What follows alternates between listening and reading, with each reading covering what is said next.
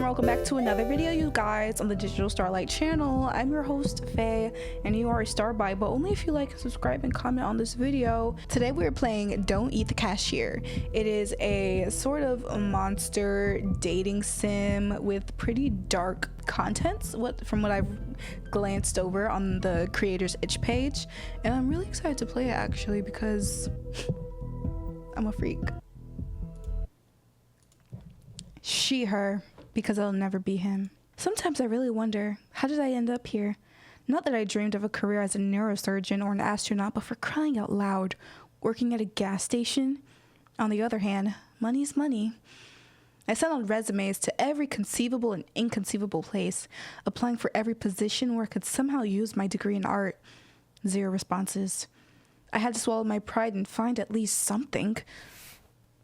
Human organisms wanted for work at gas station. Organisms' duties include selling food for mouth, silence and obedience, household tasks, and obeying those who are more ancient. Expect your elders. I get it. Friendly team offers, new and old faces of friends, long and different life, consumption of nourishment, juicy juices, and trips to human places. Like, oh, what do human places like? Jails? Frats? Bars. I found this note stuck to the glass of the bus stop. Food for mouth? Seriously? This guy's got a style of his own. Apparently, the manager is just an eccentric dude. Or is this their new marketing tactic to grab attention? Whatever. People often told me that I have my quirks too, and that's even if they haven't seen my fursuit. Well, whatever. As long as he's not a complete jerk who will hit on me or make me scrub floors with a toothbrush. Hey! What beautiful eye you have. Are you about to sing to me? I didn't scream. I couldn't move. My brain feverishly tried to find any category for this in its database. Hallucination, psychosis, too many energy drinks? A typical middle manager? The monster from my nightmare stirred. Its tentacles crept closer to the counter. My God. The creature made a sound. Not from a mouth, it had none. The sound emanated from deep within its bulk. Hollow, profound, bone-shaking.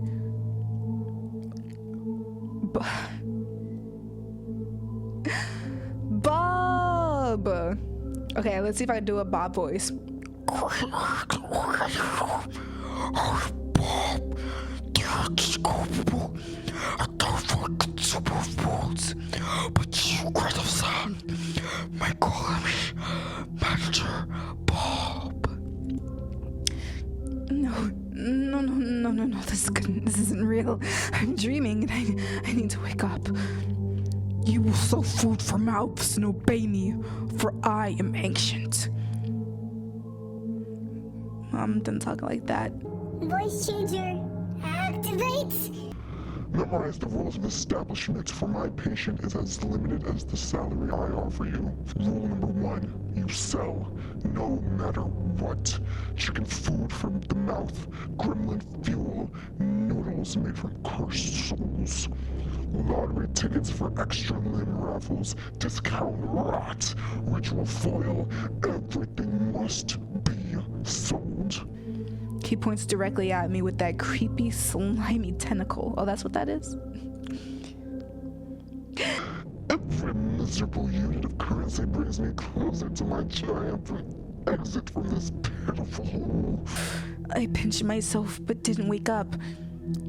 Rule number 2, be polite to customers, ignore bald spots and werewolf fur, and watch out for drafts when ectoplasmic energetic entities are in the store. What?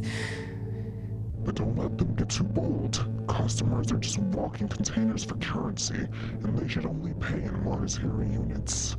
Payment in existential dread or hair of the dead is not accepted. So we can't accept existential dread or hair of the dead. I get it. Many of them come here to chat because they are idle and purposeless organisms. Your task is to make them part of their currency anyway. I work retail, so I know how this works. It is also your duty to heal organisms if they are injured using special kits. If they die, they cannot give away currency. Okay, we could say, I'm not screaming, y'all. Werewolves? Ectoplasmic entities? And what the hell are you anyway? We could just say, excuse me, dear sir. You seem to have mentioned werewolves and ectoplasm. Or we can just slightly tremble with fear. We're gonna be a good retail employee and ask for clarification without setting off our boss. My voice is as polite as ever. I managed to compress my primal screaming panic into a tight ball and shove it deep down. Werewolves? And that's not to mention that you yourself are a giant meatball with tentacles, damn you. Damn you. Deku. I shall answer your question. Curious, polite organism. See, he likes me. I'm curious and polite. Werewolves and ectoplasmic entities are just a few examples of my many insignificant life forms that frequent this establishment. What unites them is that they are all slaves to consumption, just like your kind.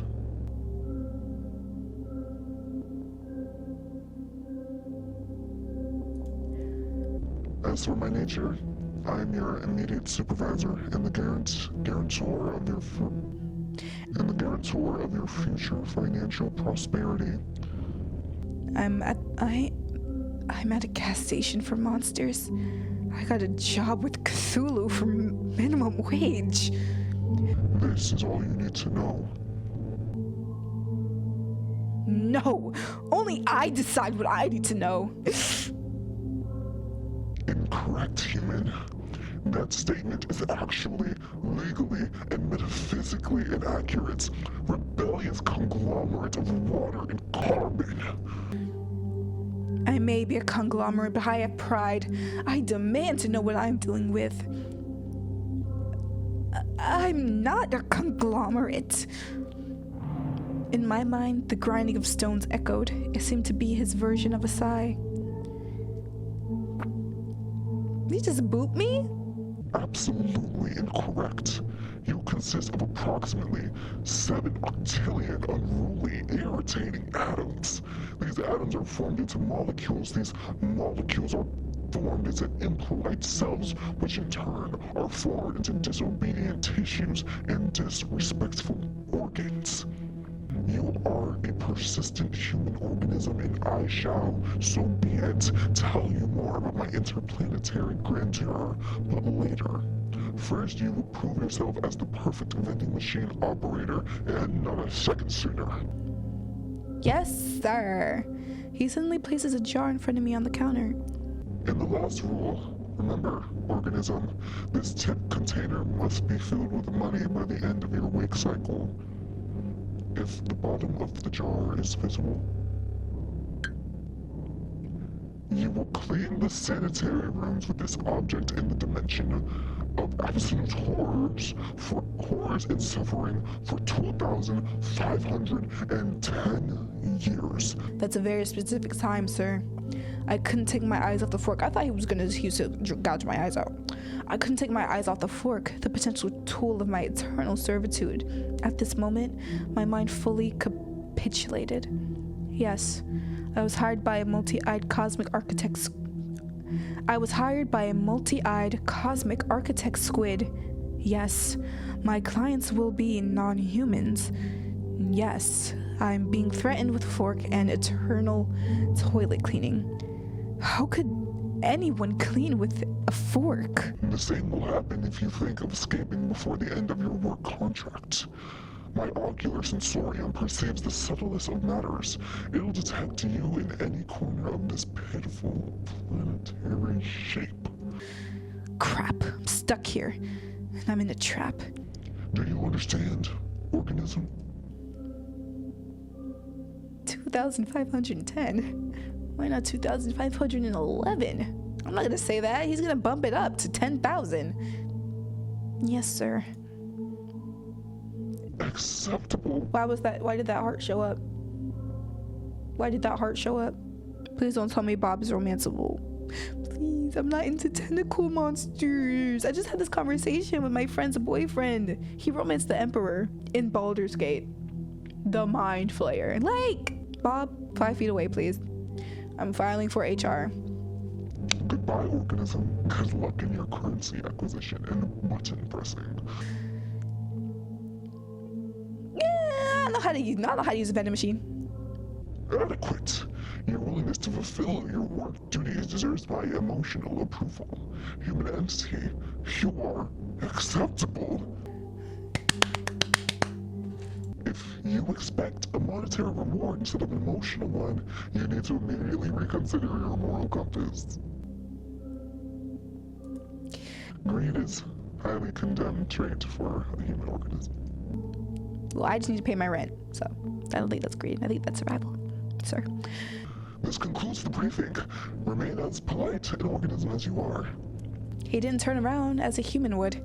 His tentacles simply shifted his entire mass in another direction with a soft gurgling sound, and he waddled across the linoleum. Finally, he left me alone. The silence at the gas station was broken only by the hum of refrigerators containing juicy juices and the buzzing of the neon lamp above my head. I stood in the same spot as if rooted to the ground. My breath returned to me in a sharp, uneven gasp. My hands were shaking. The tip jar, which I need to fill to avoid ending up in another dimension of ancient horrors, still stood proudly on the counter. Okay, so what just happened? Option 1, I've gone insane. That's the most logical conclusion. Prolonged stress from job hunting, malnutrition, nerves, anxiety, a disrupted sleep schedule. My brain's just malfunctioned. Yeah, that's it. I'm going to wake up on my couch in my dingy rented apartment. I pinched myself again, and nothing. I scanned the room once more. It smelled of gasoline and old coffee. It was still absurdly real. And that meant everything he said, it was all true. Werewolves, vampires, tips. The fork. A hysterical mix of laughter and a scream of terror welled up in my throat, but I held it back. I need to get through this. I needed to. Oh no. Don't tell me that's the first customer. Bells? What the hell? He's kind of fine. Shit! Where the hell did this clown come from? It's a great effort not to look away. Oh my god. Loud! It took great effort not to look away from those red eyes burning into the pitch black darkness. Is he amused? Is he wondering if I'm tasty? Bob didn't exactly give any guarantees that I wouldn't get devoured at work. My brain, still recovering from the encounter with Bob, was frantically trying to figure out how to break this ringing silence. You can't just appear with that sound of creepy piano, sir. Isn't it strange that I work at a gas station for a couple bucks, yet you are the one who wears the jester hat? Good evening, sir. What would you like to purchase? Please don't eat me. I'm just a miserable, tasteless cashier. I think I'm gonna do it with a joke. Start with a joke. He's a jester. He might like jokes. Hey, I know what I'm talking about. That's quite witty. That's the first joke I've heard in this wonderful place, and it wasn't disappointing. Missing an eye. It's so amusing that I might not turn your cash register into you, and you into the cash register. You're not going to do what? That's something I'd say. I'd also rather not become the cash register, thank you. I'd still need to sell a lot of juicy juices today. Or, yes, let me just use the cash register for its intended purpose. Let's do another joke. See? And even in the face of existential transformation, you're still talking about your duty. Your juicy duty. Oh my god, you kind of seducing me. But have you considered the opinion of the cash register itself? You have a unique opportunity to do so. Just one word. I don't know what the cash register might tell me, considering everything it's seen and how sticky it is. Oh my god. another crazy person with a strange way of speaking, and it seems he's in the mood for a chat. So, what is a beautiful, charming lady like you doing in such a dreadful, dirty island of misfortune? How about you tell me your name, sir? Let's see if it matches the face card. Or rather, what is a place like this doing with such a charming lady as you? If someone ever said this to me, it would immediately work. I'm so sorry. Oh wait, where are my manners? I suppose I must introduce myself. I have many names, most of which are not fit to be spoken in the company of such a lovely lady. The nicest I've heard is the Mad King, a title I plan to pass from me to myself for the coming centuries. However, my immortal mother named me Darien. I have a cousin named Darien. I don't know. Now, may I have your hand?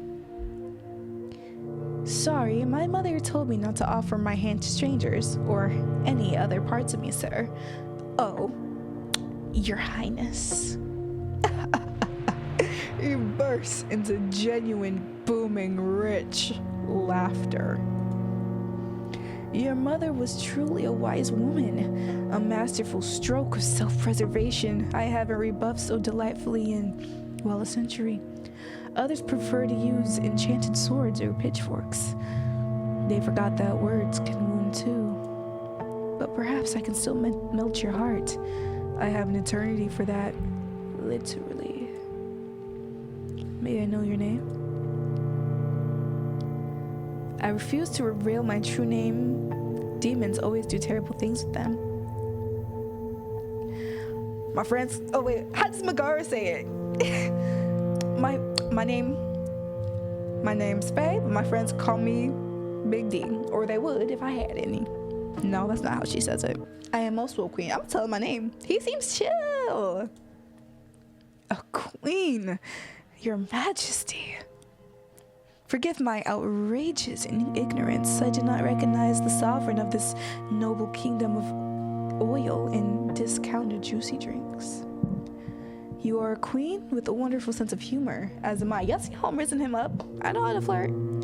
There's nothing better for subjects than rulers who appreciate a good joke. Many believe that absolute power makes a ruler's sense of humor more sadistic, but as far as I'm concerned, they just need a good, entertaining time impaling people. Hopefully not me, unless you're talking about I grant you my royal pardon. Every time the R's show up, Darien about to be my number one. A pardon from the lips of the queen herself. You can try some other lips if you want. How my wounded soul rejoices. I am redeemed, reborn in the light of your mercy. This act of mercy will be sung by the poets of my realm, those who can still rhyme rather than just wallow in alcoholic oblivion. You know, my company has an especially interesting effect on the artistic type, as I've discovered. Nothing surprising there. It seems I've gone mad myself, or halfway there. Maybe it happened around the time I decided to become an artist.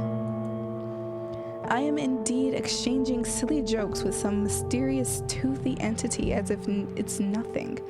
Maybe I just adapt to this new profession really quick. Or perhaps I had a stash of nerves of steel in a... What? Or perhaps I had a stash of nerves of steel in a bag. I couldn't shake the feeling, though, that this clown is about to explode himself or blow me up. I feel like my brain is turning to jelly, and I don't understand when we'll finally get to that point. What? We've been talking for 5 minutes, but it feels like an eternity. And I've got to somehow squeeze a tip out of this guy and not lose my mind. Two utterly impossible tasks when dealing with a regular person, let alone another cosmic entity. So let's finally get to the purpose of my visit. Thank you, I'm tired of talking. Finally. It's completely unknown to me. For crying out loud. There's nothing interesting in the assortment of this pathetic shack, except for you, so I'm buying your time. Well, you can buy it right in that tip jar, buddy boy. Let's have dinner. I'm sure you must be hungry. No. Allow me to create a more pleasant atmosphere for us. Raphael? This is pleasant. Praise the goat mother. Sir, this isn't a restaurant. I wanted to go to Nobu. I'm shivering from a gust of icy wind. He just teleported half of my gas station to a radioactive dump. Or a radioactive dump to my gas station? And the jar is gone. My freaking jar. Looks like my rental apartment, but it seems less small now. I'm gonna scream because put it back the way it was. And the jar. Don't like the change, do you? But life is ever changing. Life is not a stone, my dear. Life is water. But since you don't like this current, so be it. Let me find us something less populated with mutants. I can't go along without familiar landscapes. Already ruined lands make me melancholic because all the fun has happened without me. Disgusting. Allow me. Look at this freaky ass frog. Why you look like that? This is something seemingly less radioactive. Amazingly, I haven't thrown up yet. It feels like I've been flushed twice through an interdimensional toilet. I cleared my throat. Seems like I'm sitting at a table. Much better, wouldn't you agree? Couldn't be better. Well, it's beautiful here, and strange. Is this your home? Words of a true poet, Faye. Thank you. My two favorite categories, strange and beautiful. This place is much more than a home. It's my cage and my greatest canvas for creativity. Every ugly tree, every mad toad, every eye-bearing mushroom, it's all a piece of me. A marvelous place, except when the rocks grow legs and start running. Including those that people make their homes of it. Including those that people make their homes out of. And now you're part of this place too. Isn't it wonderful? I'm slowly getting used to the landscape. The fireflies here are quite charming. But it'd be better without that frog with a human face. Okay, that was on purpose. I was like, the frog notices me too. It lets out a sad croak, then looks at me with an expression of deep existential despair. That's what would have happened to me if I gave him my hand. Who is that? That's Lore, one of the brave souls who dare to challenge my authority. My dear friend who once walked the path of adventure. However, he didn't foresee the possibility of being turned into a frog on the whim. He even tried to wield a sword with his tiny froggy legs. Fought to the end. A true warrior.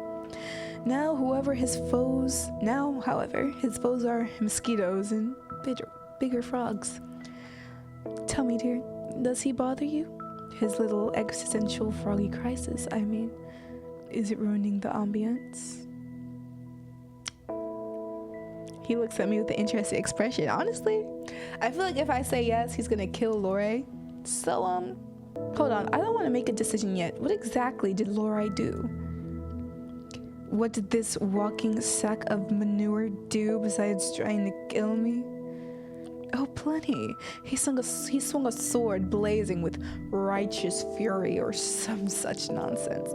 He dared to come to my home, a world born of my shattered mind, and dictate what the natural order should be. Such an audacious, vile creature. He made such repulsive noises, clanking, grumbling, shouting, praying, threatening, moralizing. The last part was the hardest to endure. But as it turns out, holiness doesn't prevent frogification or chairification. I found various uses for Lore over the years of our friendship. Oh, the fall of great Lore. The funniest Tuesday of the century. A Tuesday filled with pomp, irony, croaking. Got it. You know, I'm trying to get on his good side. I don't want the frog man. Well, like, Princess Tiana, we're gonna be a little bit evil. Exactly, my dear. You see and understand. It's simple cause and effect. Action and reaction. He who comes to me with a sword shall leave as a frog. That's how it's meant. That's how it went, right? Oh, you are truly a kindred spirit, Faye. I knew there was a delightful darkness behind those beautiful eyes. He looks at me with an interested expression. Okay, I don't mind Lori. I don't mind him. You don't mind? Excellent. I think he really sets the tone for this whole clearing. Aesthetically. Right. A living monument to the consequences of poor life choices. Lori, did you hear that? The lady grants you a stay of execution. You may continue your pitiful, mosquito-infested existence. So, dinner. I'm sure you must be starving. Traveling between realities must be exhausting. Next to the meat, a purple soup, possibly made from a less fortunate cashier. Whether the food is poison or not, if I refuse, His Highness might turn me into a frog too, so I pick up a fork from the table. And this is the most delicious thing I've ever tasted. It's 100 times better than those cheap instant noodles I usually buy in supermarkets. I just ate some. It was good though. Even the fact that I'm currently in some other universe surprisingly doesn't seem to harm my appetite. It seems you enjoy your cuisine. My chefs have always managed to cook well on those occasions when I noticed it. This is probably like a Percy Jackson situation where the food tastes like whatever you want it to. That's made of a different series. I assure you, you won't regret this dinner, at least not for the first half hour after the meal. What? This gonna give me bubble guts? You just put laxative in my food? Yes, thank you, you're very kind. This is the best purple goo in my miserable life as a miserable cashier. Why are you doing all this? The dinners, the teleports, all that. Thank you for the food on my plate not staring back at me. Why are you doing this? It's good to know him. Why? What a delightfully pointless question, even by my standards. I do it because I can. I do it because the alternative is crushing, gray, predictable boredom. Boredom, boredom, boredom. I brought you here, Faye, because for the first time in a very long time, you are not boring. Oh, wow. Darien, I don't know what to say. Because you fear me less than my subjects do, and you can hold a meaningful, albeit questionable conversation, unlike my subjects.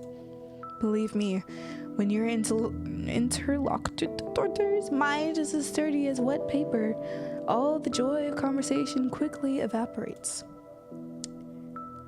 Maybe it's because you're turning animals. I'm gonna hold my tongue for now. I nod meaningfully, chewing on the mysteriously sourced meat. Best not to delve into this. I poke at the food with my fork and watch the peculiar scenery from the corner of my eye. A silence hangs between us that might even be called cozy, where I under heavy narcotics. What's your favorite animal? Glad you asked. It's right here on our plates. Just kidding. But I do need some time to think. Let's see. The riding flea has its own charms, very disgusting ones. Carnivorous butterflies are beautiful, but they're dumb and noisy. And as we know, only what's empty inside makes noise. Or what's in my head, it's always ringing. I think it's a dog. I love its owner with all its heart, whether they're saint or serial killer, and doesn't know the difference. It lives in a constant joyful state of blissful ignorance and misplaced enthusiasm. A creature that finds endless joy in an utterly meaningless. It's truly inspiring. Dogs are the jesters of the animal world. I adore them for that, especially the small wrinkly ones. What about you? What's your favorite color, Nick? Awesome! I love learning about you. I'll keep it a secret. We have to keep a little bit of the spice in our relationship. A secret?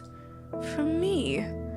How wonderfully teasing, a little locked box in your mind and you won't give me the key.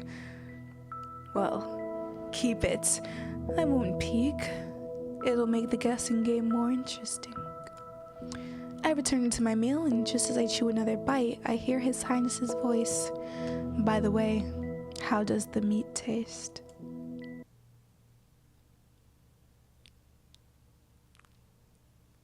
Is the human flesh tender enough? My fork freezes halfway. Vomit? Why the hell is there human flesh on my plate? Swallow with difficulty. Yes, thank you. Quite tender. Not as tasty as the one I had the day before yesterday. Chew while looking him in the eye. You're the law here. Nah, bitch. I'm puking. I bend over and send the entire dinner onto the moss behind me, which absorbed it all without a trace. I look up at this monster with teary eyes and see a satisfied grin. My dear, your expression is priceless.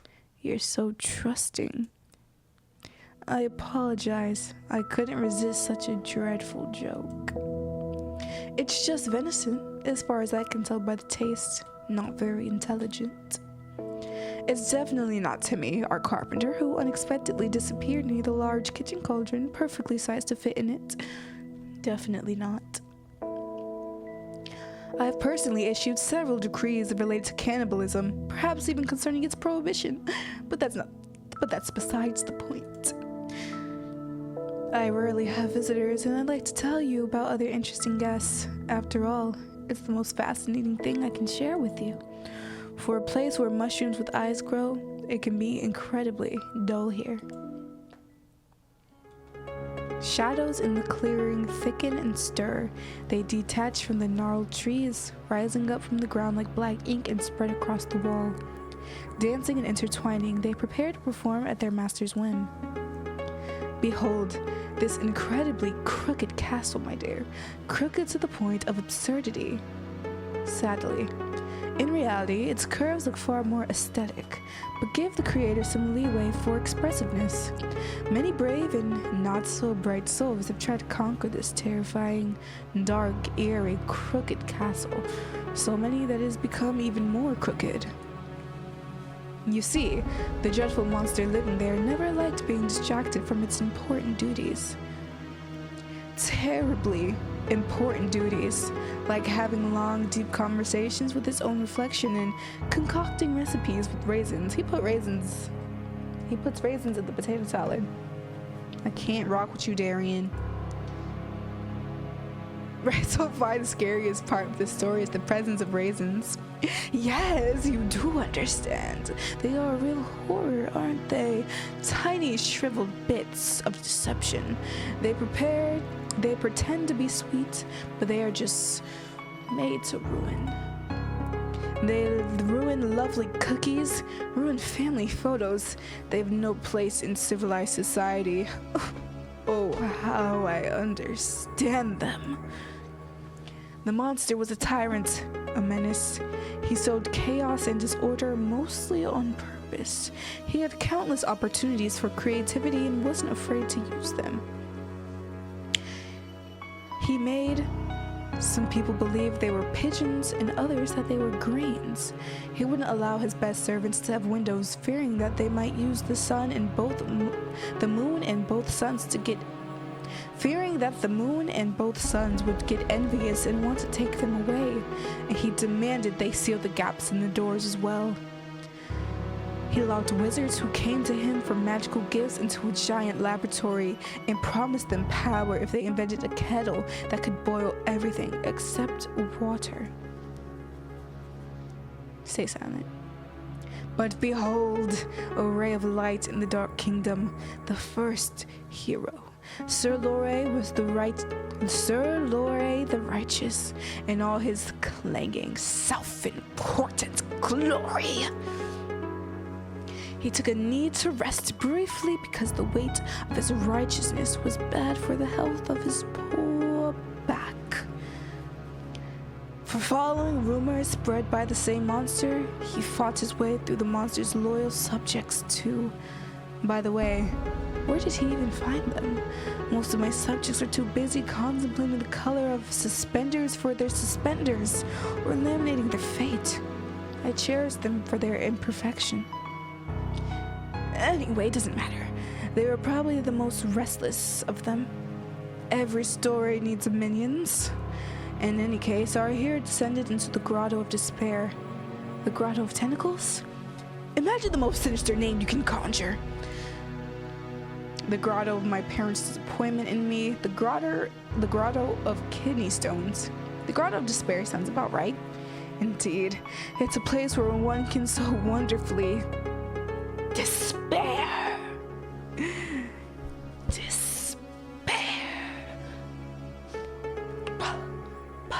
Let's not get sidetracked. Into the Grotto of Despair.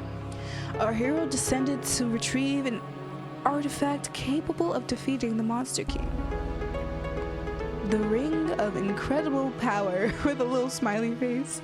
A bit shoddily crafted, but I assure you, it looks more aesthetic in real life.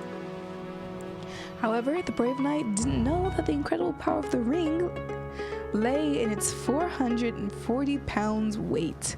That was its only magical property. The only incredible thing about this ring was its incredible stupidity and uselessness. The realization that he spent weeks of his life on a divinely heavy paperweight, and the sudden crushing thought that he should have become a baker instead of a hero just to get some sleep. Well, it broke his poor noble mind, not to mention, not that his mind was ever intended for serious burdens. I'm just going to continue. So the knight perished. But then along came Elmer Eagle Eye. They said he earned his nickname by escaping from an enemy fortress. On the third day of his captivity, he noticed that his prison cell was lacking a fourth wall. An archer of legendary skill who tried to kill me with a precise shot, constantly, during breakfast, while bathing, at balls, during sleep, and even while I was devising a plan to get rid of him. The audacity! I hate just killing them. Turning them into madmen is much more fun. And I bestowed a little curse upon the elf as well. It made it so that every time he drew his bowstring, he'd hear the most annoying melody to his ears. Bro, Elmer was a terrible racist. He hated dwarves, so naturally the melody became the national anthem of the dwarves, played in loop by a bagpipe orchestra. The pure rage it provoked derails his aim every time. Eventually, he stormed the castle, dropped his bow, and begged for a job in my court in exchange for changing the song to anything else. Please tell me you turned him into a dwarf. He was desperate, and I was a villain. Everything aligned incredibly well. Now he's my royal huntsman. The dwarf march is replaced with a lively elven sea shanty, and let no one dare accuse me of being callous and heartless. And now he has a salary, good food, clothing, entertainment, and a full guarantee of non-dismemberment. You missed the opportunity to change his dwarf national anthem to dwarf serenades. Faye, where were you before? Horse odes and comparisons to long stalactites. Endless rhyme verses about the shine of a beloved's beard. It's a refined, devilish thing. Why didn't I think of it myself? To torment a man not with the sounds of war and patriotism, but with clumsy, heartfelt caterwauling of a species he despises, turning a love song into an instrument of pure, heart-wrenching agony. Brilliant. Well, I'll steal your idea for the future.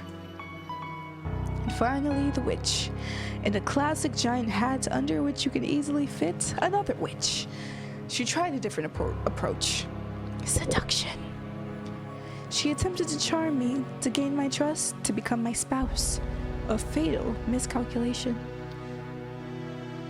She didn't consider the fact that I never trusted big hats. or people, especially when both come hand in hand. And those who wear suspenders and a belt at the same time. A person who doesn't even trust their own pants certainly doesn't earn the trust of His Highness. And then again, I don't trust His Highness either. I don't trust myself, especially with the left side of my brain, especially on Thursdays. But back to the hats. I adore big hats. Oh dear, don't even think of wearing them around me. At best, I'll turn it into a smaller hat, and that's if I'm in a good mood. And worst, badgers. Lots of angry badgers. Meanwhile, the witch was quite overt in her murderous intentions, jingling with all her concealed weapons. Why does a witch need so many hidden blades? She must have been very bad at butchery. In any case, she now resides in my dungeon, and you see, I haven't decided what to do with her yet. Her fate is a blank slate, a story yet to be written, so I offer you the pen. I simply adore random choices. Give me yours, Faye. What punishment befits her? What? Does he really want me to decide what to do with a real person? Can I even save her? It doesn't matter what I choose, everything here follows his whims anyway. But as long as I play circus monkey, I can have a chance to get out of here alive. Maybe I should just entertain him. Damn. What should I do? Turn her into a small hat?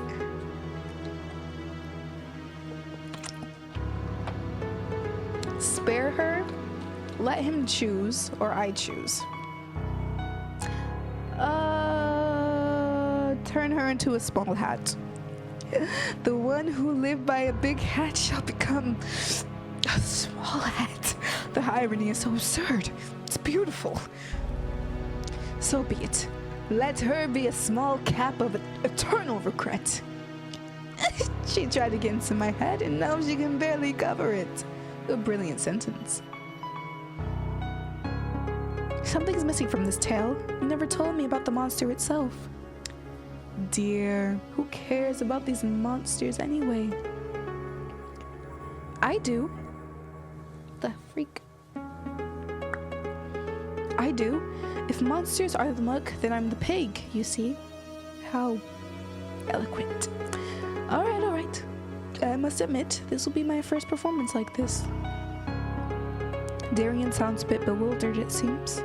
Allow me to just toss my mind up and see how it lands. You see, the monster was originally much more modest and less majestic. But you ought to start somewhere, right? Then my head suddenly became a bit crowded. First whispers, then arguments, then full-fledged discussions that had to be participated in and involved inanimate objects. Guests in ajar doors, closets, even cookie jars. Every container a potential foe, and I was surrounded by containers. There we go. To be fair, sometimes they told funny stories. But why was I afflicted with this curse?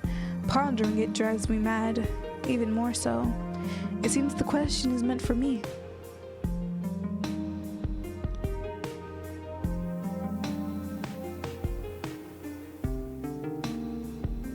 I don't even know who the Habsburgs are. Were you cursed for arrogance? Greed? Such a harsh punishment for a simple character flaw like arrogance. If that were the case, all kings, nobles, and egotistical merchants in history would be painting the walls with... Pardon me. I can't finish that in front of a lady. In any case, there wouldn't be enough walls for everyone. My affliction is much more mundane and far less deserves, which makes it all the more amusing. It's about rotten blood. Too pure, I beg your pardon. My great-grandfather issued a decree forbidding death from old age, and a distant aunt believed a colony of sentient mold was living in her walls, claiming her inheritance. But I always thought I would be spared from this fate. I had to be temporarily isolated to avoid embarrassing guests at royal balls, with the young prince pointing at noble lords and saying, "Ha ha!" The gnomes finally got out from under my bed. What a misfortune for the entire family. except for those in line for the throne before me. My death would have solved many problems for my family, and indeed many of my own problems too. I made a decision. We made it, to be precise. There was already a whole council of us by then. An eyeball. Is that Bob? However, Chaos had other plans. A goddess, a cosmic clerical error. I don't know. Something ancient and terribly bored found itself a new source of entertainment. It offered me a throne, my own corner of reality to rule, where the fragments of my mind would become laws of the land, no more restrictions or pants for my subjects if I wished. My subjects, at first, they disagreed. Then they came to terms, or their minds changed to fit the new realities. And here I am. A dramatic silence ensues. Perhaps I am the first being to hear the story in the centuries of its existence. I must choose my next words carefully.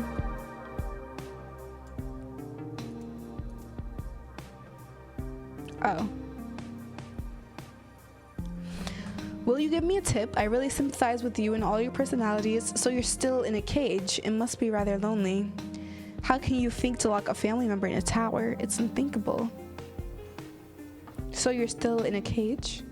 No cages. More like a playground with surprisingly silent infants. But I don't blame them. I have the best shovel. It's no wonder I embarrass them so much.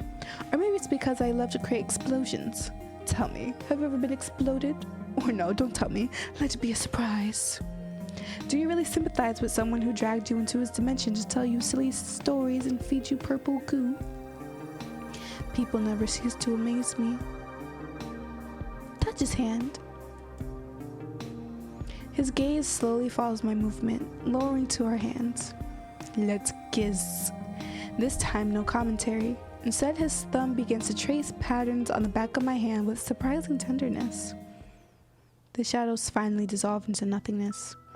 I just turned a living being into a hat, or rather, became the catalyst of it. I wonder what kind of nightmares are warranted in such a space. I'm afraid royal duties await me. Our time is up. I shall send you back, Faye. I rise from the chair.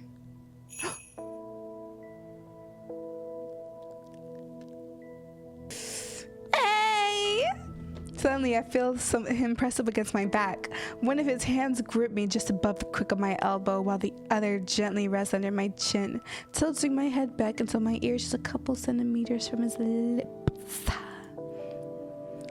But don't think for a second that this is a goodbye.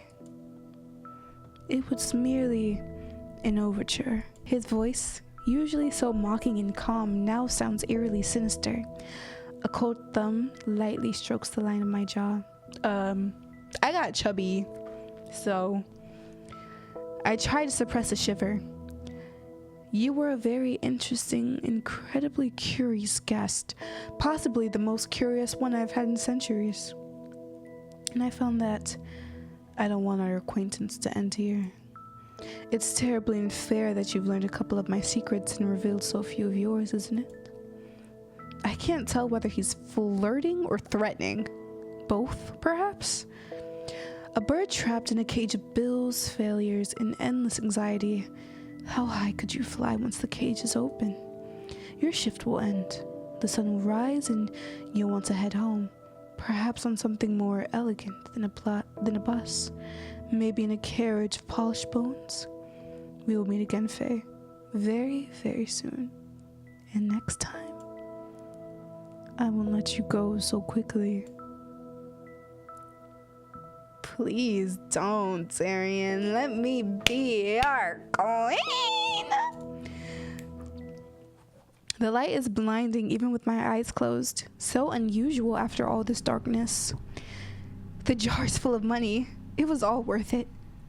Greetings, organism. Bob is back. How is your work progressing? I see the first transaction was successful. Acceptable. That still doesn't save you from the right of going sanitary facilities, but it's a wonderful starting point for your entire tiny life. Even more than successful, the cry trying to fill the entire station with money, probably due to an extreme affection for your organism. Unfortunately, the terms of the intergalactic treaty do not allow such actions. Tips exceeding the amount set by the council by approximately 1,949,393,000% were disintegrated. They took over $1 billion from me. To my regret as well. Where's my fucking tip money? I didn't just flirt with a crazy magic clown for $10. So a mad god from another world likes me. In some sense, that's possibly worse than not being liked at all. Work's going well. Excellent! Maintain this level of productivity. You may be rewarded with an additional 5-minute feeding break for if you can find food. Rejoice at my generosity. Thank you, Bob. Continue working. I am experiencing a positive emotional reaction. I am proud of you, and I will be even prouder if you acquire even more currency. Goodbye, Mr. Manager. Your tentacles shine particularly beautiful at this time of day. I'm not about to, glaze him. My mind departs from you, and the organic form follows. Bye-bye. He steps across the floor to his office. As soon as Bob's rhythmic wet slaps fade away, a deep silence descends on the station. One moment, I'm in a surreal forest, dining on purple goo with a mad god. A god who liked me so much that he offered me a ride back to his world in a carriage made of bones. The next moment, I'm being praised by a multi-eyed tentacle monster. Maybe these are all just my deathbed hallucinations? Some part of me enjoys these mad adventures. I'm an adrenaline junkie. Disgusting. Now I have to deal with that too.